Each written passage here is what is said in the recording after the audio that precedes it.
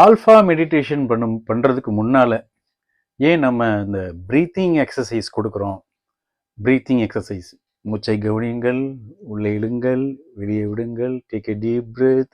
அதெல்லாம் எதுக்காக கமெண்ட்ஸ் கொடுக்குறோம் அப்படின்னா, நம்மளுடைய பிரெயினுக்கு, நம்மளுடைய மூளை வந்து ரொம்ப முக்கியமானது. அதற்கு கொஞ்சம் ஆக்சிஜனை சப்ளை பண்ணுறோம். இன்னொன்று, நம்மளுடைய மனசை நம்மளுடைய நிலையில் இப்போது இருக்கிற கரண்ட் சுச்சுவேஷனுக்கு கொண்டு வரணும். ஏன்னா மனசு அங்கே இங்கேன்னு போய்கிட்டு இருக்கும்.